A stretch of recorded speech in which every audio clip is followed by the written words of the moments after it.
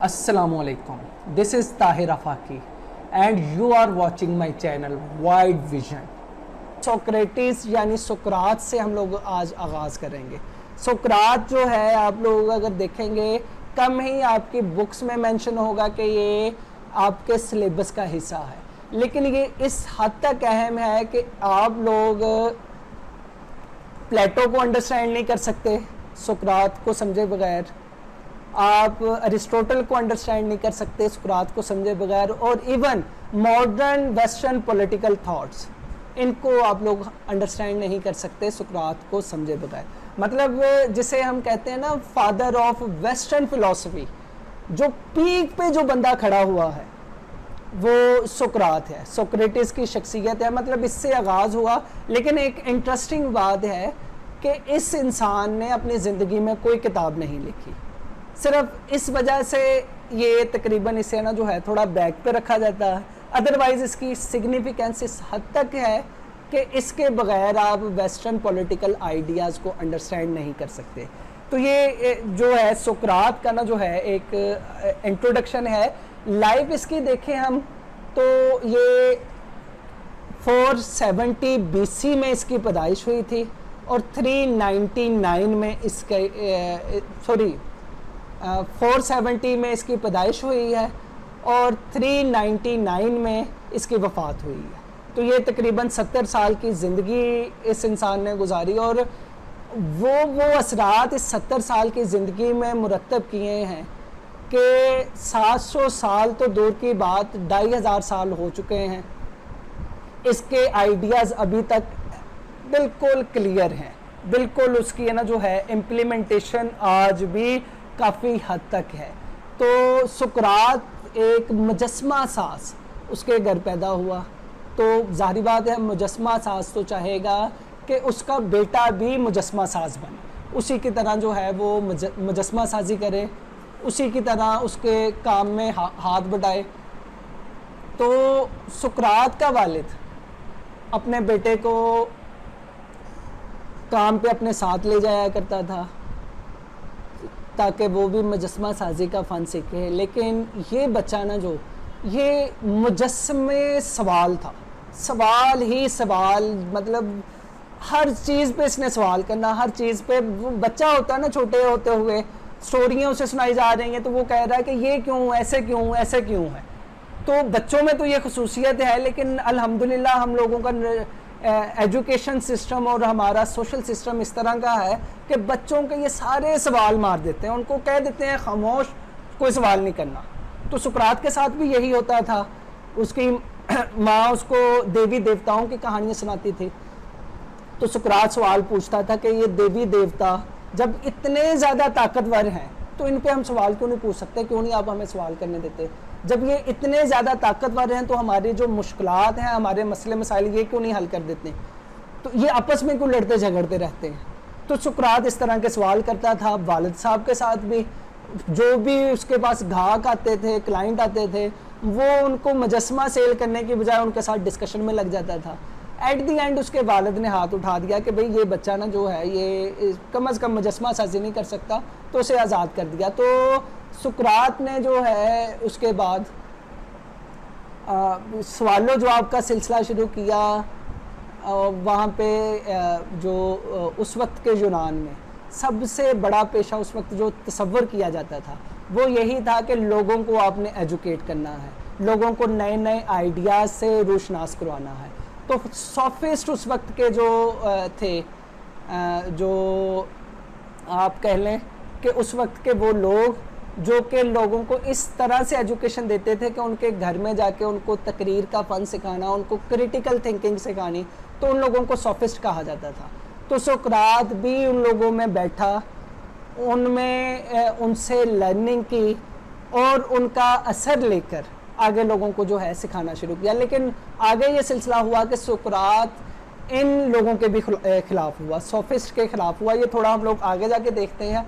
फिर जो है सुकरात इसने जंग में भी हिस्सा लिया। एथेंस में सुकरात पैदा हुआ था, तो एथेंस और स्पार्टा की जंग हुई थी, तो सुकरात ने उसमें एथेंस की तरफ से हिस्सा लिया। फिर सुकरात जो है इसका ज़्यादातर फोकस ये था कि ये मज़हब पे तनकीद करता था, रवायात पे तनकीद करता था कि ये सही नहीं है, सवाल जवाब के ज़रिए तनकीद करता था। तो ये इस वजह से लोग इसके ख़िलाफ़ हुए हैं, इस पर मुकदमा चला है और एट दी एंड से सज़ाए मौत हुई है और इसने जहर का प्याला पी के सुकरात जो है वो अमर हो गया। तो इसका अगर हम देखें सुकरात ने किन किन लोगों से इन्फ्लुएंस लिया है, किन किन लोगों से मुतासर हुआ है, तो नंबर 1 तो सोफिस्ट, उनसे काफ़ी हद तक सुकरात मुतासर हुआ है। फिर उसके बाद नेचुरल फ़िलासफ़र्स उस वक्त के जो थे, जो सुकरात से पहले गुज़र चुके थे, जैसे पैथागोरस है, जैसे फिसागोरस कहते हैं।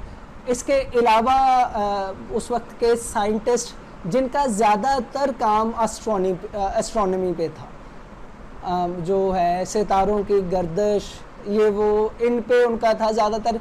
नेचुरल साइंसेस, फ़िज़िकल साइंसेस, जिसमें उनकी तलाश यही थी कि ये कायनात कैसे वजूद में आई, कितने अनासर हैं, कितने एलिमेंट्स हैं जिनसे ये कायनात बनी है, ये मादा ज़हूर पज़ीर हुआ।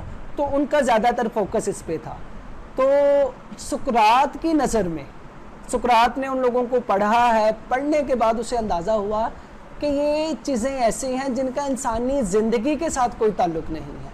तो सुकरात ने नेचुरल फ़िलासफ़र्स पे बाद में तनकीद की, मतलब जिनसे असल लिया उन पे बाद में सुकरात ने तनकीद करना शुरू कर दी कि ये लोग, इनके जो काम है अगरचे एजुकेशनल है, आज का दौर नहीं था कि आज के दौर में नेचुरल साइंटिस्ट जो है हमारे साइंटिस्ट हजरात, उनकी सबसे ज़्यादा वैल्यू है।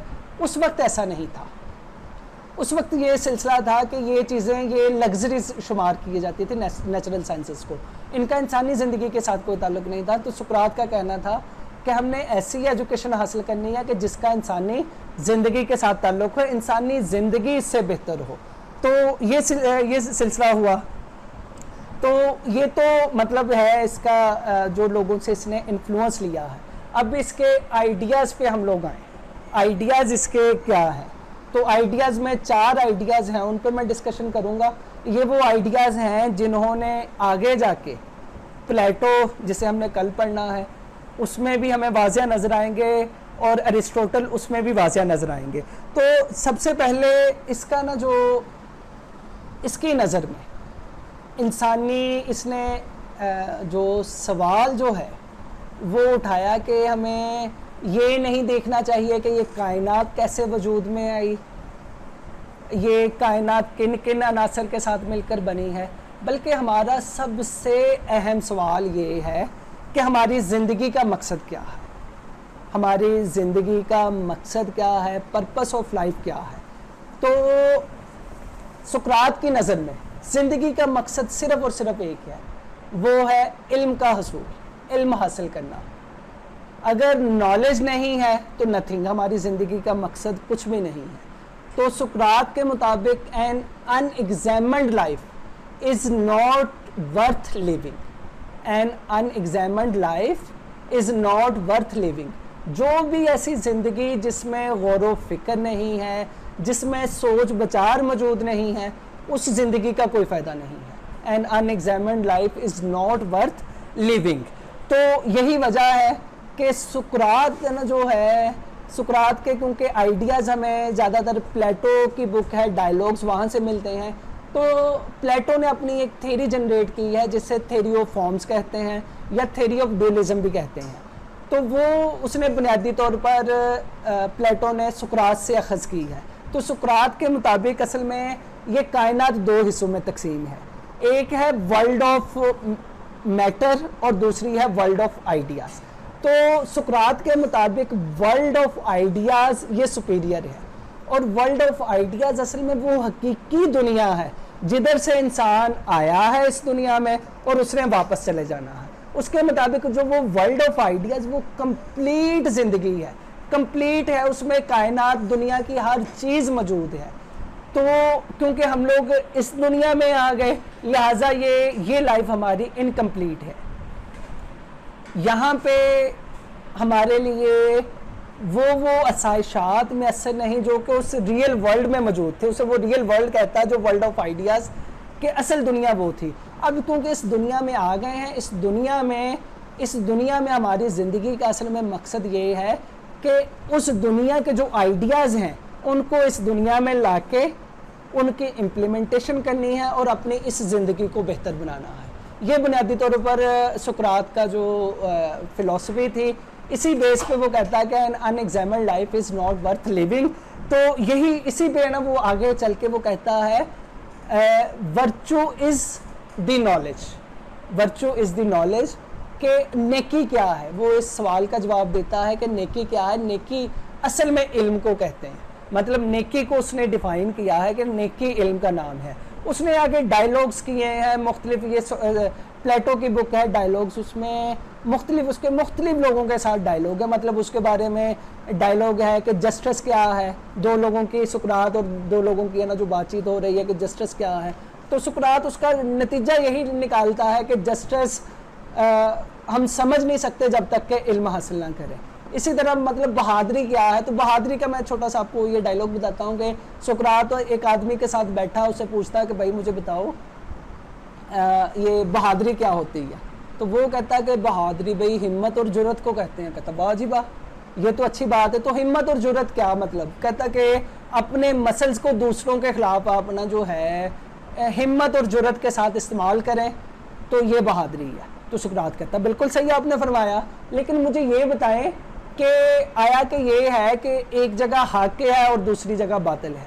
मतलब एक जगह आप हक पे लड़ रहे हैं, दूसरी जगह कोई दूसरे का हक छीनने के लिए लड़ रहा है। तो आया कि ये दोनों बहादुरी कंसिडर होगी?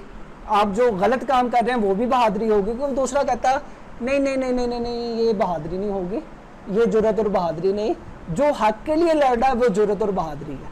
अच्छा भाई, वो हक के लिए दूसरा बंदा लड़ रहा, अब ये हक को डिफाइन कौन करेगा कि हक क्या है? क्या आपको पता है कि हक क्या? फिर वो अगला डायलॉग शुरू कर देता है। तो उसमें एट द एंड कंक्लूड ये करता है कि इसका मतलब ये है कि बहादुरी इल्म को कहते हैं, नॉलेज को कहते हैं। जब तक हमें नॉलेज नहीं होगा हम बहादुर नहीं होंगे। नॉलेज ही हमें बताएगा कि क्या चीज़ अच्छी है, किसके लिए हमने अपने मसल्स को इस्तेमाल करना है, किसके लिए हमने लड़ना है, किसके लिए हमने मरना है। तो ये हमें नॉलेज बताएगा। लिहाजा नॉलेज के बगैर बहादुरी जो है वो अचीव नहीं की जा सकती।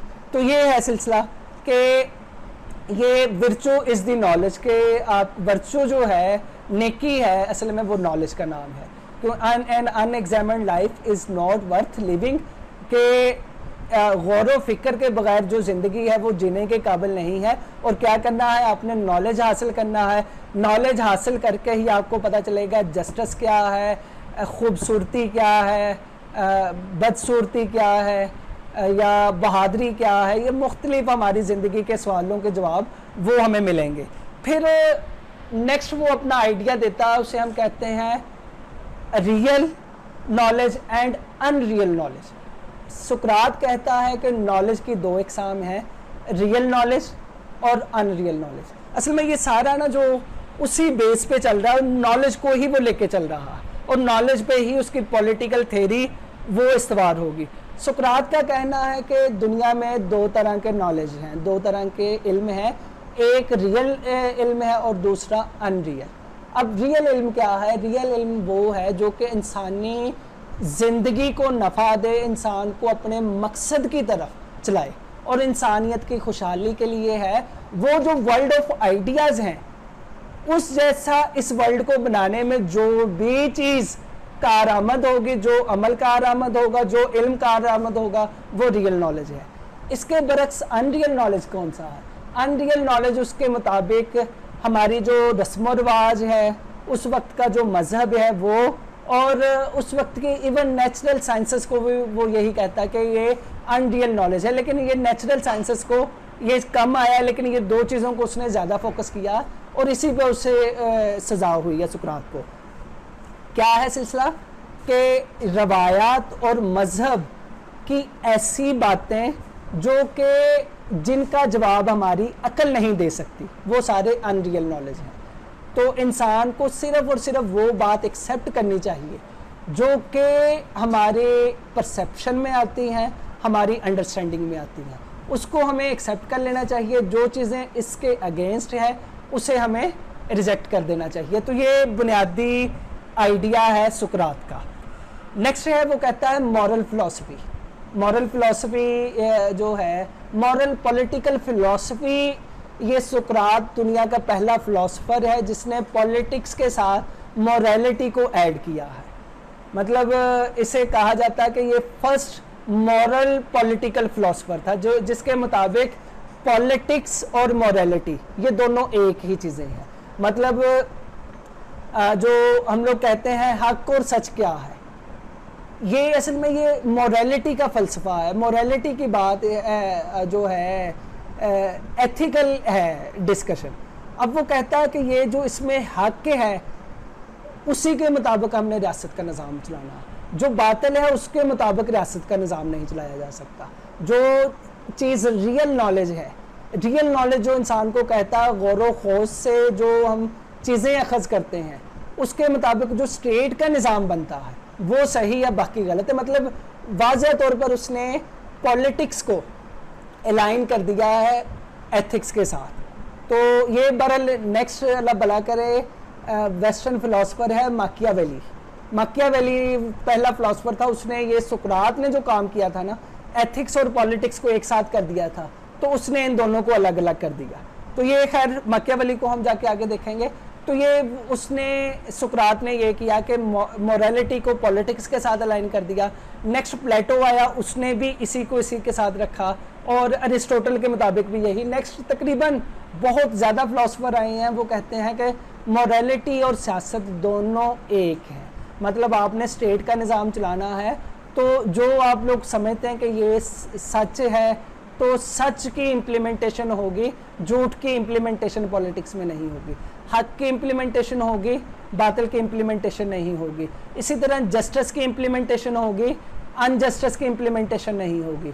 तो ये जो है सुकरात के आइडियाज़ थे। अब इन्हीं आइडियाज़ की वजह से क्या हुआ, सुकरात को जो उनके एथेंस के लोगों ने इस पे चार्जेस किए, लोग नौजवान इसके इर्द गिर्द ज़्यादा जमा होते थे, तो उन पे इल्ज़ाम सुकरात पे इल्ज़ाम लगा कि सुकरात नौजवानों को डाइवर्ट कर रहा है हमारे आबाओ अजदाद की रवायात से, हमारे आबाओ अजदाद के दीन से, लिहाजा ये ख़तरनाक इंसान है, इसे सज़ाए मौत दी जाए। तो ये सिलसिला हुआ। लेकिन इसमें एक छोटा सा इवेंट है। सुकरात का एक शागिर्द था, उसने ये इनका डेल्फी का मंदिर है, वहाँ पे एक प्रोहत बैठा करती थी, तो उससे उसने पूछा कि भाई मतलब वो ऐसी वो थी ओरेकल कि उसकी बात पूरे एथेंस में कंसिडर होती थी कि ये सही बात है। तो उसने पूछा कि एथेंस का सबसे अक्लमंद इंसान कौन है, तो उसने बताया कि एथेंस का सबसे अक्लमंद इंसान सुकरात है। जब उसका शागिर्द भाग के आया, उसने लोगों को बताया और सुकरात को भी बताया कि ओरेकल का कहना है कि आप सबसे ज़्यादा अक्लमंद हैं। तो ये इस बात पे सुकरात ने कहा नहीं नहीं भाई, मैं अक्लमंद नहीं हूँ, मैं तो बिल्कुल मैं अपने आप को अक्लमंद नहीं समझता। तो उसने मुख्तलिफ लोगों के साथ गया, उनके साथ बातचीत की और बाद में कंक्लूड किया कि हाँ ओरेकल सही कह रही है, मैं अक्लमंद हूँ। क्यों मैं अक्लमंद हूँ? वो कहता है I know because I don't know, मैं जानता हूँ कि मैं कुछ भी नहीं जानता, मैं असल में ये जानता हूँ, मैं अपने इग्नोरेंस से मैं वाकिफ़ हूँ, तो इसलिए मैं जानता हूँ। इसलिए डेल्फी ने कहा कि मैं सबसे ज़्यादा अक्लमंद हूँ। इसके बरक्स बाकी जितने भी लोग हैं वो कहते हैं कि हम सब कुछ जानते हैं, जबकि हकीकत में वो कुछ भी नहीं जानते। तो कहता है क्योंकि जो इंसान अपनी इग्नोरेंस से वाकिफ़ है, अपनी जहालत से वाकिफ़ है, वो दुनिया का सबसे अक्लमंद इंसान है। तो ये सुकरात की बुनियादी फ़िलासफ़ी थी। इन्फ्लुएंस मैं सुकरात का अगर थोड़ा सा बता दूँ कि सुकरात का शागिर्द था प्लेटो, अफलातून जिसे हम कहते हैं, वो भी सुकरात से बहुत ज़्यादा मुतासर हुआ। फिर अफलातून का शागिर्द अरिस्टोटल था, अरस्तु था, वो भी अरस्तु इससे मुतासर था। नेक्स्ट स्टोइक्स आए हैं, एपिक्यूरियंस आए हैं, वेस्टर्न फिलोसफर्स आए हैं, वो भी सुकरात का उन पे भी बहुत ज़्यादा असर है। तो ये